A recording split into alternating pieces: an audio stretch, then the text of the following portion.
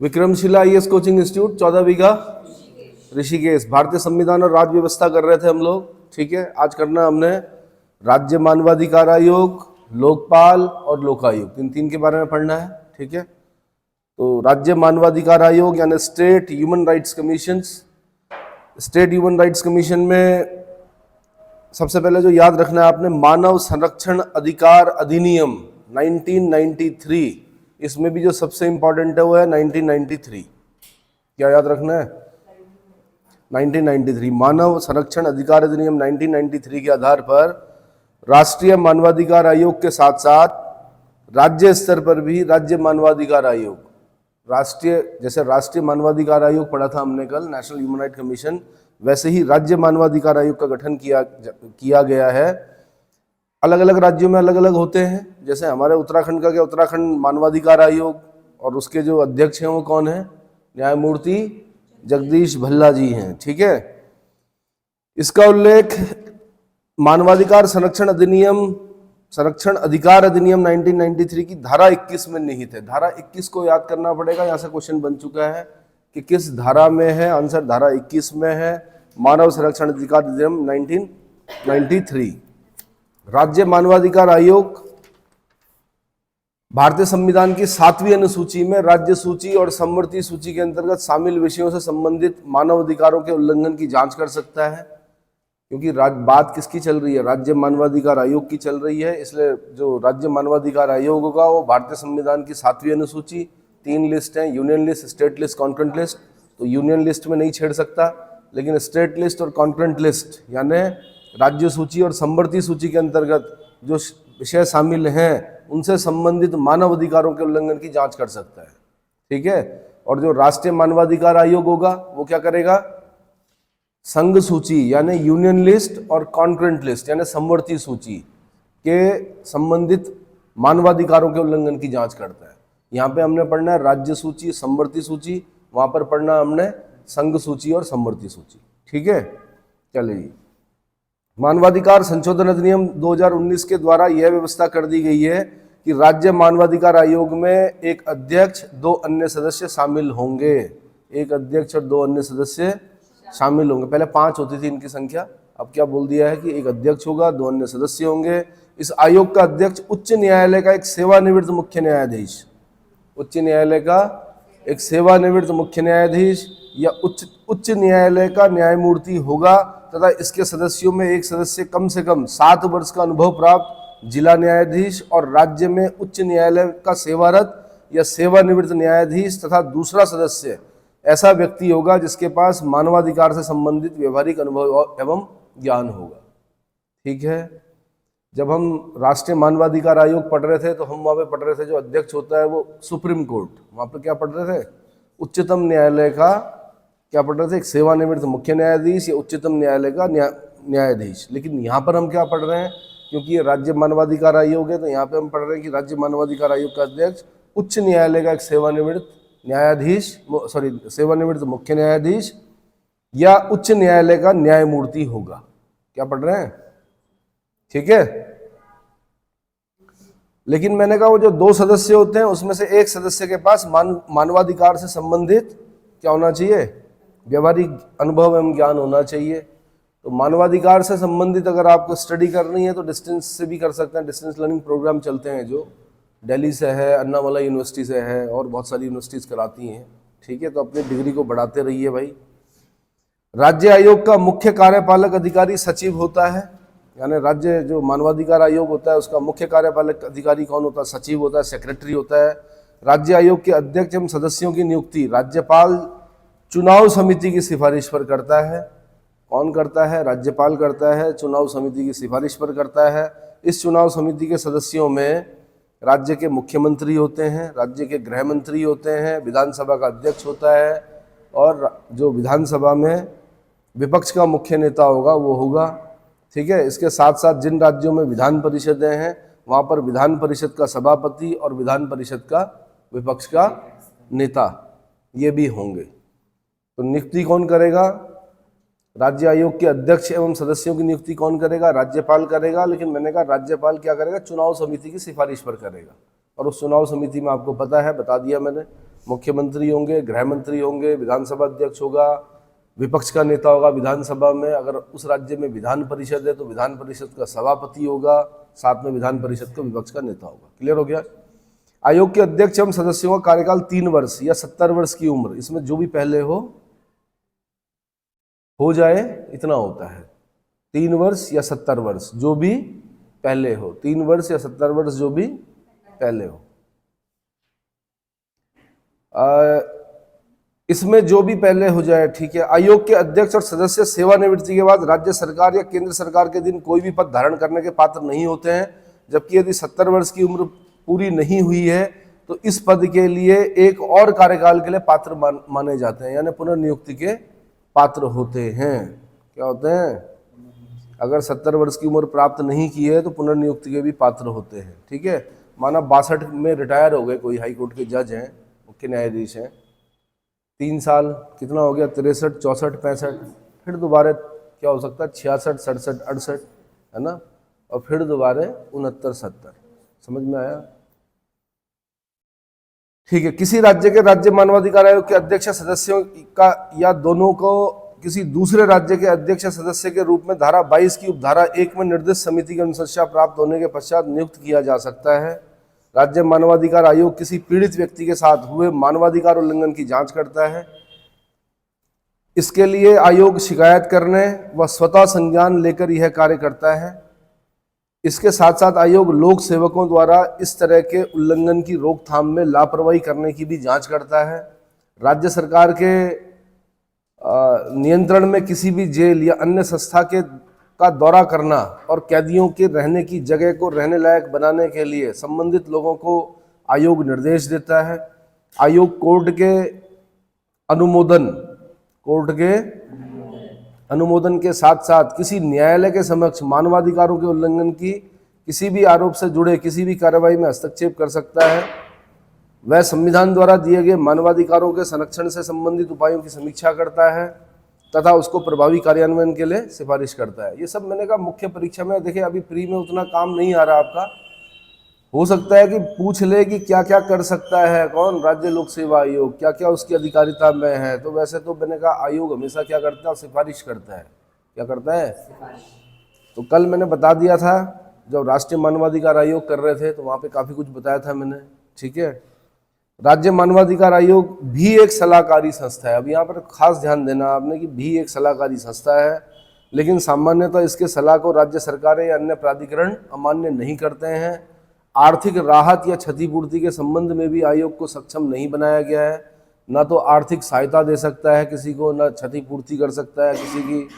लेकिन मानवाधिकार संशोधन अधिनियम 2019 के द्वारा बहुत कुछ सुधार करते हुए आयोग को अत्यधिक शक्तियां प्रदान की गई है, लेकिन इसके कार्य के विस्तार को देखते हुए और भी शक्तिशाली बनाए जाने की आवश्यकता है, ठीक है। तो इस तरह से आपने करना है भाई। तो एक बार जैसे आपने पूरा पढ़ा तो कई रीडिंग करनी पड़ती हैं, उसके बाद फिर कटिंग करनी होती है, क्योंकि आपके पास जो क्वेश्चन मेंस में बनेगा वो कैसे बनेगा, ज़्यादा शब्द नहीं पूछेगा वो आपसे। तो पहले छोटा एक 50 शब्दों में बना दिया, फिर 125 शब्दों में बना दिया। फिर अगर माना आपको लगता है कि निबंध के संबंध में भी लिखना है तो उसके कुछ खास पॉइंट उठा के आपने क्या करना है, ये ऐसे टॉपिक्स हैं जो आपको निबंध में काम आते हैं। निबंध आपको कितने नंबर देता है भाई? आपने खाली प्री के 1 नंबर के लिए नहीं पढ़ना है इसको, ऐसे नहीं पढ़ना कार्यकाल कितना है जी, हमने पढ़ लिया 3 वर्ष या 70 वर्ष जो भी पहले और खुश हो गए। प्री के बाद मेंस में क्या करोगे, है ना, या निबंध आ गया तब क्या करोगे मानवाधिकारों के संबंध में, तो आपको उठाना पड़ेगा ना यहाँ से कुछ पॉइंट्स, ठीक है।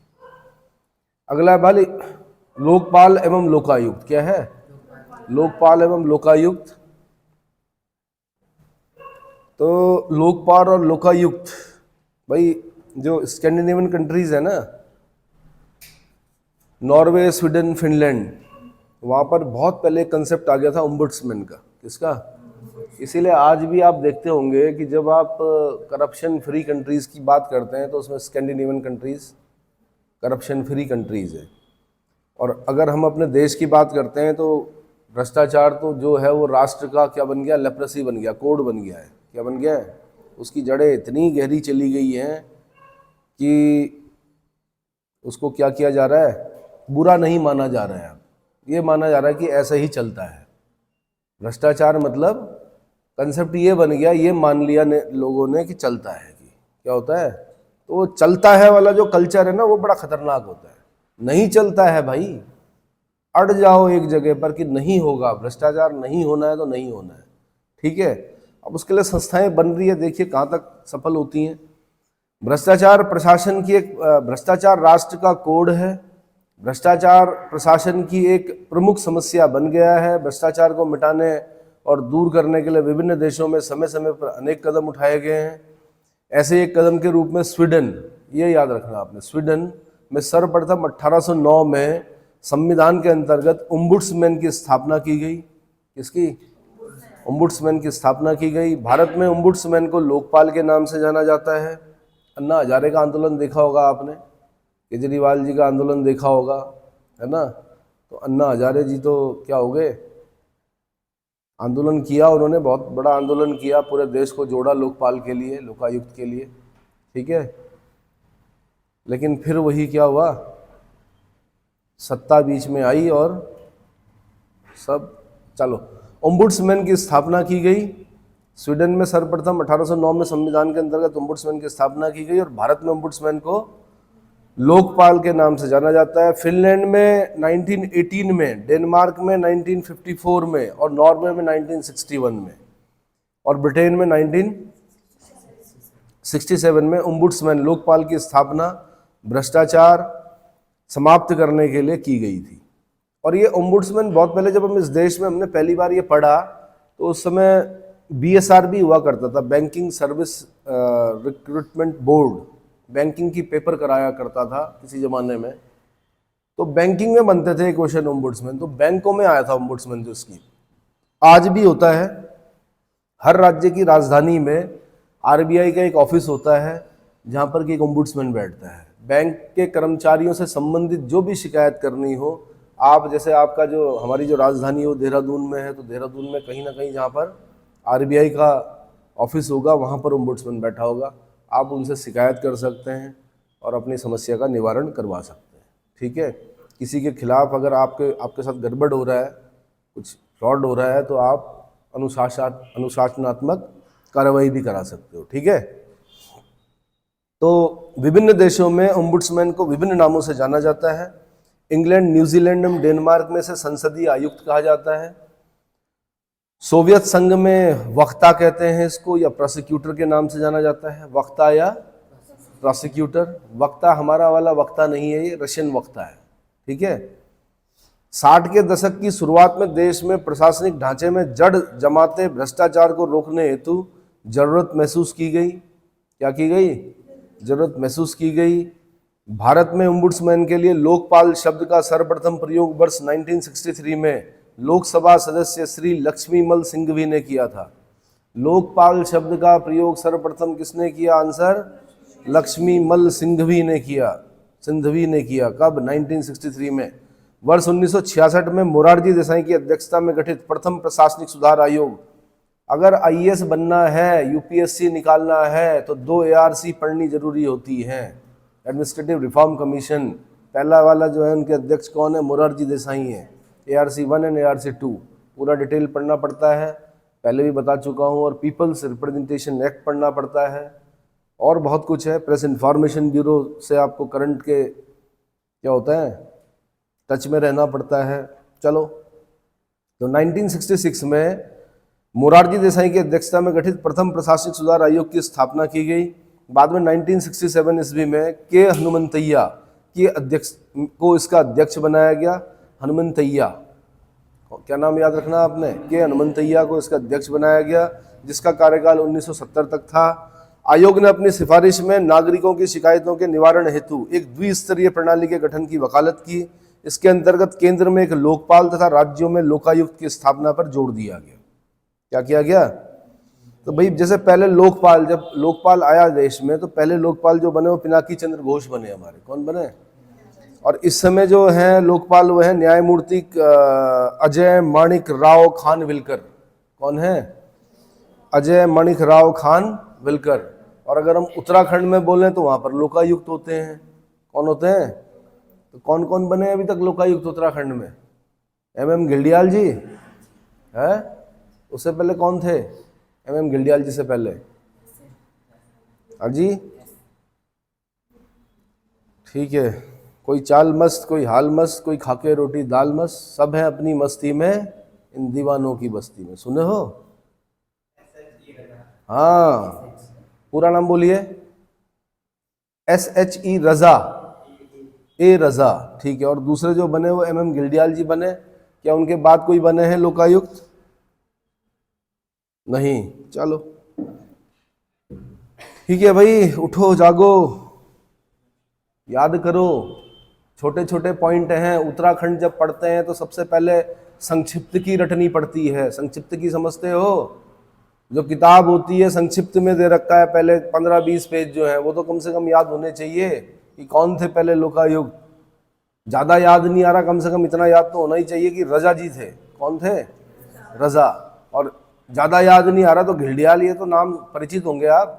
अदर स्टेट के लिए हो सकता है घिल्डियाल नाम क्या हो, अननोन हो, लेकिन आपके तो मौसा मामा कहीं ना कहीं से निकल ही जाएंगे, कोई ना कोई घिल्डियाल निकलेंगे ना, पड़ोसी में पड़ोसी निकल जाएंगे। तो आपको तो आसान है याद करना है, एमएम घिल्डियाल जी याद कर लो, काम आएगा। ठीक है, चलो कहां तक पहुंचे भाई? तो केंद्र में एक लोकपाल और राज्य में लोकायुक्त की स्थापना पर जोर दिया गया। पहला लोकपाल और लोकायुक्त विधेयक वर्ष 1968 में लोकसभा में पेश किया गया था। देखो ना, 1968 में पेश किया गया, नहीं पास हुआ। 71 में पेश किया गया, 77 में पेश किया गया, 85 में पेश किया गया, 96 में, 1998 में, 2001 में, 2005 में, 2008 में, 2011 में, है ना। झुंझुना पकड़ाते रहे और 1968 से लेकर और 2011 तक इस विधेयक को पास कराने का असफल प्रयास किया गया। लंबे विचार विमर्श तथा जन आंदोलन के पश्चात लोकपाल तथा लोकायुक्त विधेयक को राज्यसभा द्वारा 17 दिसंबर 2013 और लोकसभा द्वारा 18 दिसंबर 2013 को पारित कर दिया गया। तत्पश्चात राष्ट्रपति, पूर्व राष्ट्रपति प्रणब मुखर्जी के हस्ताक्षर के बाद 1 जनवरी 2014 से यह कानून के रूप में परिवर्तित हो गया। कब? 1 जनवरी 2014 को याद करना है आपने। मुझे नहीं लगता कि अब लोकसभा की पूछेगा कब किया, राज्यसभा कब किया, उस जमाने में पूछे गए होंगे क्वेश्चन 2014 में। और आप लोग तो छोटे रहे होंगे, हम लोगों ने देखा है अन्ना हजारे का आंदोलन, और हमने केजरीवाल जी को भी देखा आंदोलन में, ठीक है। तो लेकिन मैंने कहा कि फिर क्या हुआ, फिर क्या हुआ भाई? फिर सत्तासीन होते ही वो सारे चीजें क्या हो जाती हैं, गायब हो जाती हैं ना। सत्ता में जाने के लिए आंदोलन से गुजरना पड़ता है इस देश में, ठीक है। लोकपाल एवं लोकायुक्त अधिनियम 2013 एक भ्रष्टाचार विरोधी निगरानी समिति बनाने की अनुमति देता है, जिसमें कुछ सुरक्षा उपायों के साथ प्रधानमंत्री का पद भी इस दायरे में आ जाएगा। प्रधानमंत्री का पद भी इस दायरे में। तो लोकपाल एवं लोकायुक्त अधिनियम 2013 एक भ्रष्टाचार विरोधी निगरानी समिति बनाने की अनुमति देता है, जिसमें कुछ सुरक्षा उपायों के साथ प्रधानमंत्री का पद भी इस दायरे में आ जाएगा। इस प्रावधान के अनुसार केंद्र स्तर पर लोकपाल तथा राज्य स्तर पर लोकायुक्त का गठन होगा। लोकपाल में एक अध्यक्ष और अधिकतम 8 अन्य सदस्य हो सकते हैं। फिर याद करना पड़ेगा आपको, कितना? एक अध्यक्ष और 8 अन्य सदस्य। अब देखो भाई, वैसे तो 8 अन्य सदस्यों के नाम भी देख लेना कौन कौन है। मैंने आपको खाली क्या नाम बताया? न्यायमूर्ति अजय माणिक राव खानविलकर जी का नाम बताया मैंने। अब 8 सदस्य तो अध्यक्ष हुए, 8 अन्य सदस्य। हाँ जी, ठीक है, याद कर लेना। मैंने कहा 8 अन्य, याद मतलब ध्यान में रखना कि 8 अन्य सदस्य कौन से, ठीक है। लोकपाल में एक अध्यक्ष और अधिकतम 8 अन्य सदस्य हो सकते हैं। अध्यक्ष उसी व्यक्ति को बनाया जाएगा जो भारत का पूर्व मुख्य न्यायाधीश या फिर सर्वोच्च न्यायालय का सेवानिवृत्त या कोई महत्वपूर्ण व्यक्ति हो। कौन हो? भारत का पूर्व मुख्य न्यायाधीश या सर्वोच्च न्यायालय का सेवानिवृत्त या कोई महत्वपूर्ण व्यक्ति हो। लोकपाल के सदस्यों में आधे सदस्यों को न्यायिक पृष्ठभूमि से होना चाहिए। इसके अलावा कम से कम आधे सदस्य अनुसूचित जाति, अनुसूचित जनजाति, पिछड़ी जाति, अल्पसंख्यकों और महिलाओं में से होना चाहिए। क्या होना चाहिए? ठीक है जी। 8 में से 4 तो हो गए न्यायिक और 4 हो गए कौन? SC, ST, OBC, माइनॉरिटीज और महिला, है ना। संसद का कोई सदस्य या किसी राज्य का केंद्र शासित प्रदेश की विधानसभा का सदस्य ऐसा व्यक्ति जिसे किसी प्रकार का नैतिक भ्रष्टाचार का दोषी पाया गया हो, ऐसा व्यक्ति जिसकी उम्र अध्यक्ष या सदस्य का पद ग्रहण करने तक 45 वर्ष न हुई हो, किसी पंचायत या निगम का सदस्य, ऐसा व्यक्ति जिसे राज्य या केंद्र सरकार की नौकरी से बर्खास्त या हटाया गया हो, को लोकपाल का सदस्य या अध्यक्ष नहीं बनाया जा सकता। क्या नहीं बनाया जा सकता? नहीं बनाया जा सकता। इस अधिनियम के अनुसार लोकपाल के अध्यक्ष एवं सदस्यों का चयन एक चयन समिति के द्वारा किया जाएगा।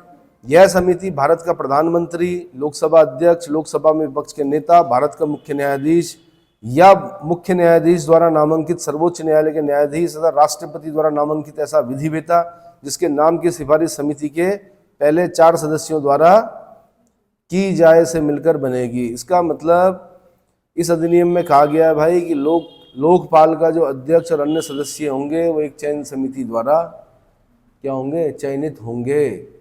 और उस चयन समिति में कौन कौन होंगे? नंबर 1 प्रधानमंत्री होंगे स्वयं, नंबर 2 लोकसभा अध्यक्ष होगा, नंबर 3 लोकसभा में विपक्ष का नेता होगा, कौन होगा? नंबर 4 पे भारत के मुख्य न्यायाधीश होंगे, और अगर वो नहीं होंगे तो मुख्य न्यायाधीश द्वारा नामांकित सर्वोच्च न्यायालय का कोई न्यायाधीश होगा, और राष्ट्रपति द्वारा नामांकित ऐसा विधिवेता होगा जिसके नाम पर पहले 4 लोगों ने, यानी प्रधानमंत्री, लोकसभा अध्यक्ष, लोकसभा में विपक्ष का नेता और भारत के मुख्य न्यायाधीश, चारों सहमत हो, ऐसा विधिवेता भी होगा। समझ में आ गया? तो ये समिति बनेगी और ये समिति क्या करेगी फिर? तो लोकपाल के अधिकार क्षेत्र में लोक सेवक की सभी श्रेणियां होंगी, लोक सेवकों की सभी श्रेणियां होंगी। इसके दायरे में विदेशी अंशदान नियमन अधिनियम यानी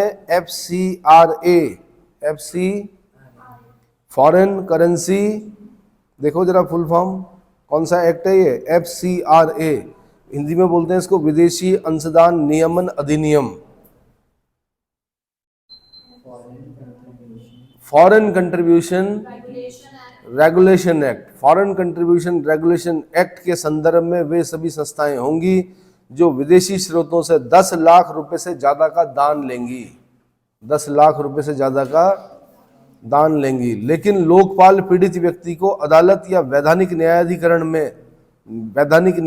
से मिले किसी भी फैसले के विरुद्ध किसी प्रकार की जांच नहीं कर सकता है। लोकपाल पीड़ित व्यक्ति को अदालत या वैधानिक न्यायाधिकरण से मिले किसी भी फैसले के विरुद्ध किसी प्रकार की जांच नहीं कर सकता है। अधिनियम के तहत ईमानदार और सीधे साधे लोक सेवकों को पर्याप्त सुरक्षा प्रदान की जाएगी। इस अधिनियम के तहत लोकपाल को अधीक्षण का अधिकार और विभिन्न मामलों में CBI समेत किसी भी जांच एजेंसी को निर्देशित करने का, चाहे वह लोकपाल ने खुद जांच एजेंसी को ही क्यों ना दिया हो, का अधिकार प्रदान किया गया है। पावरफुल बनाया गया लोकपाल को, ठीक है। CBI के निदेशक की सिफारिश उच्च शक्ति समिति द्वारा भारत के प्रधानमंत्री की अध्यक्षता में की जाएगी। अभियोजन के निदेशक के नेतृत्व में अभियोजन निदेशालय को निदेशक नियंत्रित करेंगे। केंद्रीय सतर्कता आयोग CVC, central vigilance commission central, तथा अभियोजन निदेशक CBI की नियुक्ति की सिफारिश करेंगे। लोकपाल द्वारा संदर्भित मामलों की जांच कर रहे CBI अधिकारियों के तबादले के लिए लोकपाल की मंजूरी की आवश्यकता होगी। ये इंपॉर्टेंट है, क्वेश्चन बन चुका है। CBI अधिकारियों के तबादले के लिए यानी ट्रांसफर के लिए, तबादला मतलब ट्रांसफर के लिए लोकपाल की मंजूरी की आवश्यकता होगी। इस अधिनियम में भ्रष्ट तरीकों से अर्जित की गई संपत्ति को जब्त करने का भी प्रावधान है। क्या है भाई? भ्रष्ट तरीके से अर्जित की गई संपत्ति को जब्त करने का भी प्रावधान है। भ्रष्टाचार है क्यों वैसे इस देश में? कारण सोचा आपने कभी? इसलिए है क्योंकि अभी विकास हो रहा है, और जब विकास होता है तो विभिन्न योजनाएं क्या होती हैं? क्रियान्वित रहती हैं, और जो क्रियान्वित रहती हैं तो उस पर वित्त भी लगता है, धन लगता है। और धन जो है वो किनके हाथों से होकर जाता है? धन किनके हाथों से होकर जाता है भाई? मनुष्यों के हाथों से होकर जाता है। तो जब वो जो कर्मचारियों, अधिकारियों के हाथों से, नेताओं के हाथों से होकर जाता है तो वो धीरे धीरे उसका वजन क्या होता रहता है? कम होता रहता है। तो जब 100 रुपये चलते हैं क्या करने के लिए, किसी योजना के लिए, तो खाली उस योजना पे क्या 50 रुपये भी अगर लग गए तो मान लेना कि मियाद अच्छी है इसकी। समझ में आ गया? तो जहाँ सैचुरेशन आ गया, जहाँ सारे विकास कार्यक्रम पूरे हो गए, वैसे तो विकास कभी पूरा नहीं हो सकता, पर फिर भी वहाँ पर कम है भ्रष्टाचार, वहाँ पर क्या है, भ्रष्टाचार कम है। ठीक है, लेकिन मैंने कहा 2-3 कारण लिखने, आपने जब निबंध लिखोगे, एक तो ये कि यहाँ पर मौके मिलते हैं भ्रष्टाचार करने के। नंबर 2, आपने ये बोलना है कि चलता है वाला जो कंसेप्ट है ना, जो ये चलता है जी, तो नहीं, जब तक आप इसको नहीं बदलेंगे तब तक भ्रष्टाचार खत्म नहीं होगा। भले ही 1 रुपये का भ्रष्टाचार हो, क्या हो, जांच करवाओ उसकी। उस 1 रुपये के लिए चाहे आपके 1 लाख रुपए खर्च हो जाए न्यायालय में, चक्कर काटते काटते 20 साल लग जाए, लेकिन जब तक वो 1 रुपये आपका क्या नहीं हुआ, क्लियर नहीं हुआ, तो जब इस तरह के लोग होंगे तो मेरे ख्याल से हो सकता है कि व्यक्ति भ्रष्टाचार करते हुए क्या हो, डरे। समझ में आया? चलो, चाहे अभियोजन का मामला लंबित ही क्यों ना हो, ठीक है, भ्रष्ट तरीकों से अर्जित की गई संपत्ति को जब्त करने का भी प्रावधान है, चाहे अभियोजन का मामला लंबित ही क्यों ना हो। इसमें प्रारंभिक जांच और ट्रायल के लिए स्पष्ट समय सीमा निर्धारित की गई है। ट्रायल के लिए विशेष अदालतों की स्थापना का भी उल्लेख है, विशेष अदालतों की स्थापना का भी उल्लेख है। इस अधिनियम में इसे लागू होने के 365 दिनों के भीतर राज्य विधानमंडल द्वारा कानून के अधिनियम के जरिए लोकायुक्त संस्था की स्थापना का उल्लेख भी किया जाता है।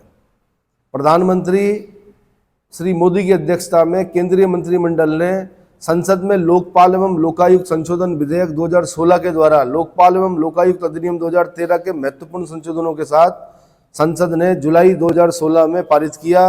अब ये संशोधन क्या हुए, देखो, लोकपाल आपका वैसे 2013 में आ गया भाई, 2014 से लागू हो गया, 2014 से, लेकिन मोदी सरकार ने फिर इसमें क्या किया, संशोधन किया 2016 में।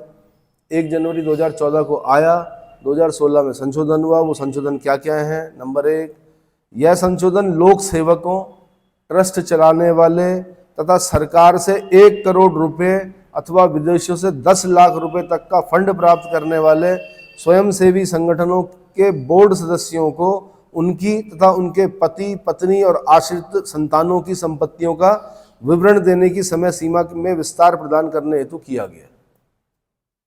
समझ में आ रहा है? स्वयंसेवी संगठनों के नाम पर क्या किया लोगों ने, पति, पत्नी, बच्चे, नौकर, सब क्या हो गए, सबके नाम पर सब संपत्तियां जोड़ ली। तो यह संशोधन लोक सेवकों, क्या, लोक सेवकों, ट्रस्ट चलाने वाले तथा सरकार में 1 करोड़ रुपए अथवा विदेशों से 10 लाख रुपए तक का फंड प्राप्त करने वाले स्वयंसेवी संगठनों के बोर्ड सदस्यों को उनकी तथा उनके पत्नी, पति, आश्रित संतानों की संपत्तियों का विवरण देने की समय सीमा में विस्तार प्रदान करने हेतु किया गया। इस अधिनियम द्वारा यह निर्धारित किया गया कि विपक्ष के मान्यता प्राप्त नेता के अभाव में लोकसभा में सबसे बड़े एकल विरोधी दल का नेता चयन समिति का सदस्य होगा। दरअसल क्या है कि जब ये बनाया गया था ना, तो उसमें लिखा था कि विपक्ष का नेता। अब भाई क्या हुआ कि किसी भी पार्टी को उतनी सीटें मिली नहीं कि विपक्ष का नेता क्या किया जा सके, बनाया जा सके। 1/10 तो चाहिए होता है ना विपक्ष का नेता बनने के लिए, लेकिन कोई मिला नहीं। तो क्या वो पद खाली रहेगा उतनी समय तक? नहीं।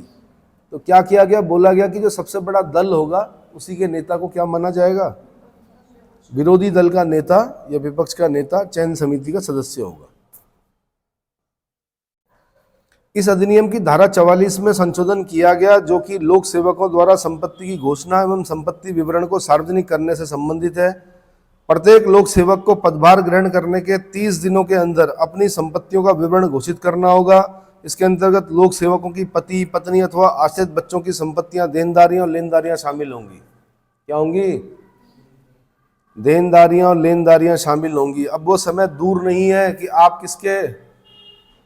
किसके रडार पर होंगे, आप इनकम टैक्स के। धीरे धीरे देख रहे हैं ना, पहले सब कुछ कैश होता था, धीरे धीरे आपको मतलब आपको आदत दिलाई जा रही है किस चीज़ की, डिजिटल लेन देन की। और क्या कर रहे हैं आप लोग, आप लोग 10 रुपए का लेन देन भी, 5 रुपए का भी, बल्कि कई लोग देखता हूँ मैं 5 रुपए का लेन देन भी क्या कर रहे हैं, डिजिटल कर रहे हैं। तो अब क्या है कि आने वाले समय में धीरे धीरे ये जो लेन देन होगा ना, ये कैसा होगा, और जो जो परेशानियां हैं सब दूर की जा रही हैं आपकी। अब तो कोड डालने की जरूरत भी नहीं है, अब तो बस क्या करना है, स्कैन करो और हो गया। ठीक है,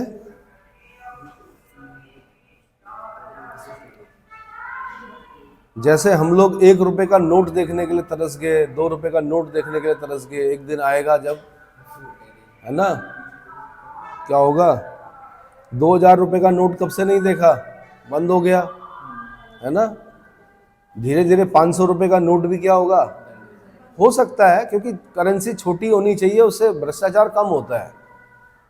बड़े, अगर बड़े नोट रखेंगे तो आप उनको जेब में ले जा सकते हो, लेकिन अगर 10-10 के नोट होंगे तो आपने देखा होगा शादियों में जो दूल्हा होता है उसके गले में उसके जो माला का कुल मूल्य होगा वो कितना होता होगा, अरे ऐसे ही तो होगा 1000-2000 रुपए, लेकिन कितना बड़ा लगता है वो माला के रूप में। तो वैसे ही होगा, पता चल जाएगा कि आज ऑफिस से कोई क्या दूल्हा गया है, क्या लेके 10-10 के नोट होंगे ना, 20-20 के नोट होंगे, 5-5 के नोट होंगे, तो क्या होगा, बोरा भर के ले जाना पड़ेगा। ठीक है, कहाँ छुपाओगे। तो दूसरी चीज बता भी दी कि इस देश में कुछ भी हो सकता है, रात के 8 बजे बोला जा सकता है नोट बंद, खत्म, सरकारी कॉन्ट्रैक्ट क्या खत्म। कितना छुपाओगे। तो वहां से कुछ चीजें सीखने को मिली है, पुरानी पीढ़ी नहीं जानती थी, नई पीढ़ी को पता चल गया कि नोट बंद भी हो सकते हैं, इसलिए डबल बेड में छुपाने से कोई फायदा नहीं है। नंबर 2, एक चीज और समझ में आई लोगों को कि भाई खर्च भी करने पड़ते हैं नोट, अगर आप कमा रहे हो तो उनको खर्च भी करना है, वरना क्या हो सकता है एक दिन, हाँ, है ना, एनफोर्समेंट डायरेक्टरेट भी है एक, उसको खर्च भी करना है। चलो, तो अगला भाई, प्रत्येक लोक सेवक को प्रतिवर्ष 31 जुलाई से पहले, भाई सुन लो, 31 जुलाई, प्रत्येक लोक सेवक को, इसमें ऑप्शन देगा वो 31 मार्च, वो नहीं करना है, 31 जुलाई से पहले उस वर्ष 31 मार्च तक की उसकी संपत्ति का विवरण घोषित करना होगा। क्या करना होगा। संसद द्वारा लोकपाल एवं लोकायुक्त अधिनियम 2013 पारित होने के 5 वर्ष बाद 19 मार्च 2019 को प्रधानमंत्री की अध्यक्षता वाली चयन समिति ने सर्वोच्च न्यायालय के पूर्व न्यायाधीश पिनाकी चंद्र घोष को, किनको, पिनाकी चंद्र घोष को देश का पहला लोकपाल नामित किया था। राष्ट्रपति रामनाथ कोविंद जी ने पिनाकी चंद्र घोष को राष्ट्रपति भवन में 23 मार्च 2019 को देश के पहले लोकपाल के रूप में पद और गोपनीयता की शपथ दिलाई थी।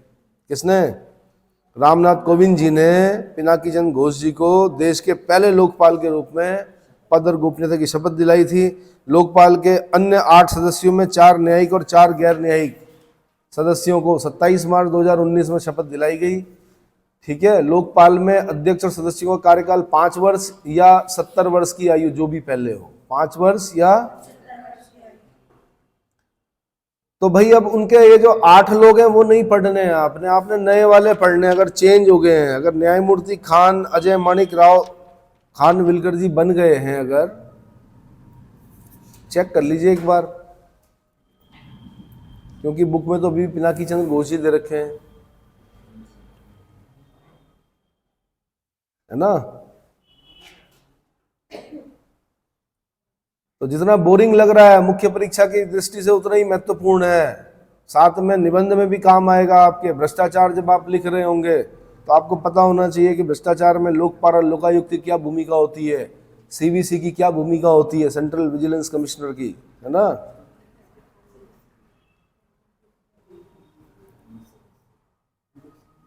अगला है भाई लोकायुक्त। जिस प्रकार केंद्र में लोकपाल नामक संस्था का गठन किया गया, उसी प्रकार राज्यों में लोकायुक्त नामक संस्था का गठन करने की व्यवस्था की गई है। कुछ राज्यों में उक्त अधिनियम से पहले ही लोकायुक्त नामक संस्था का गठन कर दिया गया था। उड़ीसा पहला ऐसा राज्य है। कौन? उड़ीसा पहला ऐसा राज्य है जिसने 1970 में लोकायुक्त की स्थापना से संबद्ध विधान बनाया था, किंतु वहां 1983 तक यह संस्था अस्तित्व में नहीं आई। सर्वप्रथम लोकायुक्त कार्यालय की स्थापना महाराष्ट्र में 1971 में की गई थी। कहां पर? महाराष्ट्र में देखो भाई लोकायुक्त की स्थापना का विधान बनाने वाला पहला राज्य जो है वो उड़ीसा है, लेकिन वहां पर बन नहीं पाया 1983 तक। सबसे पहले जिसने लोकायुक्त कार्यालय बनाया वो राज्य है महाराष्ट्र। कौन सा है? 1971 में इसने लोकायुक्त कार्यालय बना दिया था। उसके बाद बिहार ने बनाया 1973 में। कब? 1973 में। उसके बाद उत्तर प्रदेश ने बनाया 1975 में। मध्य प्रदेश ने बनाया 1981 में। तो ये तो बड़ा ही दुखद है कि ये बिहार में 1973 में बन गया, फिर भी स्थिति बुरी रही। उत्तर प्रदेश में 1975 में बन गया, फिर भी कई गड़बड़ हुई है लोकायुक्त होने के बाद भी।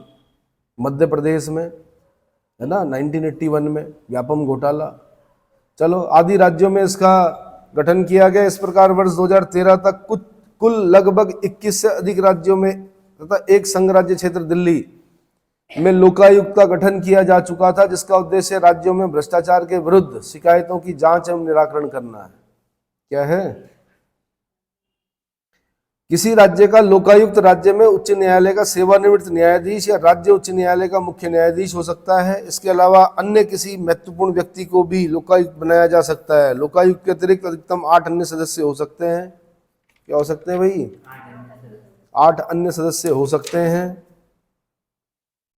इसमें अधिक से अधिक सदस्य न्यायिक पृष्ठभूमि के होने चाहिए। इसके अलावा कम से कम आधे सदस्य अनुसूचित जाति, अनुसूचित जनजाति, पिछड़ी जाति, अल्पसंख्यक महिला से होने चाहिए। लगभग वैसा ही है जैसे लोकपाल में पढ़ा हमने।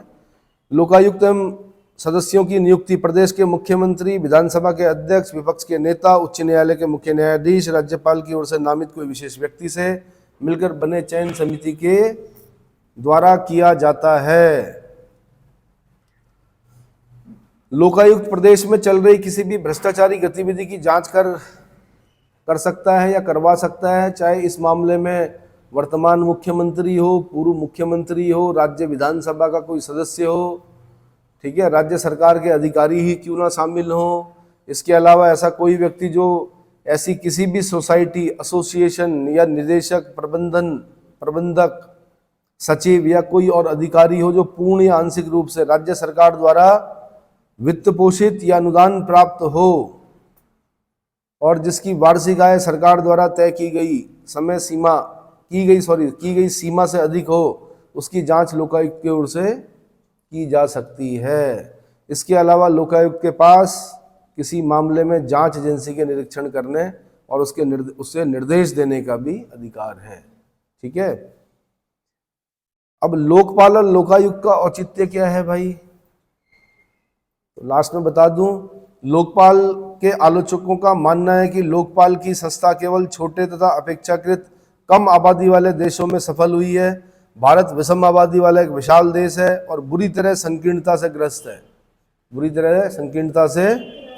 भारतीय प्रशासन भी भ्रष्टाचार, भाई भतीजावाद, रेड टेपिज्म, भ्रष्टाचार, भाई भतीजावाद, पक्षपात, उदासीनता और लापरवाही के दुर्गुणों से ग्रस्त है। ये निबंध में यूज करने हैं आपने, ये जो शब्द बताए मैंने आपको। क्या?